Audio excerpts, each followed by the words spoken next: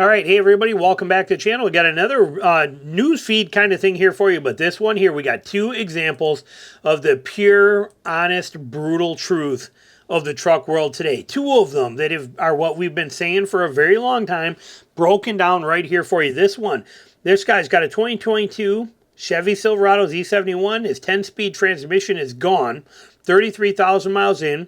It's already had to have a new rear diff, and a dealer says there's at least 5 trucks ahead of me that have the same problem with the transmission. Okay, so putting it in perspective, the 2022 Silverado owner is wondering what he will do now for a pickup.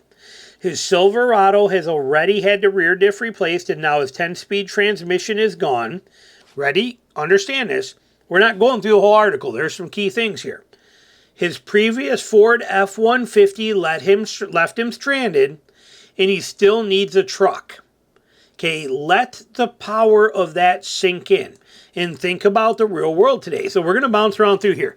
His Z71 to 10-speed transmission is gone at 33,000 miles. Already had a rear diff. Okay. The truck has already been a dealer for rear diff suspension since I purchased it, and for that, the wait was bad because the parts were back ordered. He had to wait a long time. That sucks. Now it's the transmission. Chevy dealer says they have at least 5 trucks like mine with transmission problems that are currently waiting to be seen by a mechanic, plus back ordered parts again, plus all this. You feel his pain. You can feel his pain. Should never be this way. You feel that 100%. He says this is now a lemon law case. However, he has a ways to go before it can be considered for lemon law. He needs GM to make multiple attempts to fix it. Some states are different. Georgia, where I live, there is no multiple attempts. Okay, if they can't fix it in 30 days, boom, you can lemon law it instantly. All states vary on that. You have to check your stuff out. But moving down here. There is also a known issue with the Silverado 6.2 V8 engine, specifically the L87, affecting certain model years. We know that the green, okay, the green is what this whole video is about. The question is, where do I go now?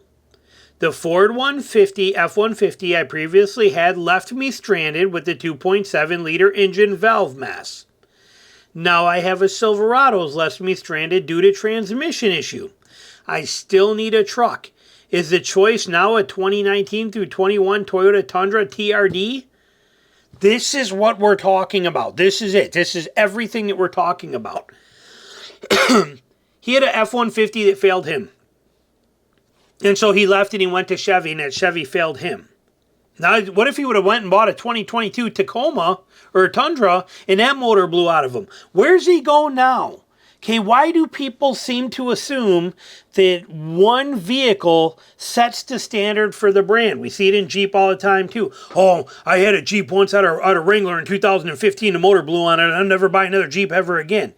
It's one vehicle. It is not all of them. Well, look all over the internet. They're all going down. No, it's like there's not a vehicle made today, even a 6.2 liter, which is probably one of the worst recall engine failures that we've ever had to deal with in history before that, or the Toyota, and they're still less than like 3% of the entire line. Okay, 3% have a problem. Look at the Pentastar with oh my God, the cam failure is horrible on them. I changed my mind. I'll never buy one. It's like 0.03% of them. Okay, but the internet explodes this stuff out. Well, here's a guy. What he's got is he's got bad luck with trucks, or he's driving them too hard, or something's going on. But if you had a problem with your F-150, you left Ford and you went to Chevy, you got a problem with your Chevy, you left Chevy, now you're trying to figure out what to do. They're all the same. You're jumping out of the frying pan into the fire. There is nothing that is better than the other. We've talked about that. There was a guy that had a Tacoma that his Tundra, the Toyota, and his Tundra went down, part of that engine recall. He bailed and he bought a Chevy 6.2, and literally 4 months later, that engine went down. How's that for luck? This is the reality of what it is. And then you could turn around, you could jump out of there and go buy an F-250 with the 7.3 Godzilla, because it is technically, in my opinion, too, one of the best engines ever made. And bam, you could have cam phaser failure, and you're done. You know, that's it. It's over. Okay, there is no one better than the other. But let's look at here. Here's a guy here. I'm leaning towards buying a 2016 Toyota Tundra with 96,000 miles over a newer 22 Tundra with 45,000 miles, because the older truck has more life left in it. How do you know? How do you know? Here's his question. Which one do I buy? Old, tried, proven, and reliable, or the new one that we don't know anything about? This is an excellent question. This is for sure. And he said, do I to buy a 2016 with 100,000 miles on it, or a 2022 with only 45,000 miles on it? And it says right here, I know how this group will go. He's asking in a Toyota Tundra Facebook group. I'm going to ask anyway, which one do I buy? And he says on here, the only thing is that 2022 has on a 2016 is it's a crew cab with a 6.5 foot bed and half the mileage. I drive about 10,000 miles a year top. My work is 2 miles from my house, and I'll use it occasionally for a family trip, and I need to tow mainly for buying lumber, or the truck mainly for buying lumber. So he's not going to use it too often or too hardcore. Which do you get? What's the best one to go? My opinion would be to buy the older one, for sure, hands down, 100% too. I would buy the 2016 with 100,000 miles on it, hands down. But it is, like right here. Which truck do you think has more life left in it? Well, life is not just mileage. There is time in mileage. Both of them are weighing factors on any vehicle. Everything from UV breakdown to heat cycles to time to weather to you name it, all these things come into play along with mileage. My opinion, that 2016 it's already a 10-year-old truck. That's something you do got to consider. But I still believe that one will probably last longer, but I got a feeling that when you take into account, because of that time being a 10-year-old truck versus being a 4-year-old truck, there's a whole different world of breakdown in there, and both of them are going to cost you a fortune to keep them going. They're going to cost money that you're going to have to pay and deal with. That's just the reality of it, in my opinion. It says right here, this guy's a comment. It says, get the 2016 to 2022 would be an option if it were under 36,000 miles so that you could get that extended warranty. There's a reason why 2022s are extremely cheap. True. Another great point. Put an extended warranty on it, even used. You can get extended warranties for used vehicles. I would highly recommend it. Even this bulletproof, rock-solid design has been around forever, and everybody covets it and loves it and treats it like it's gold.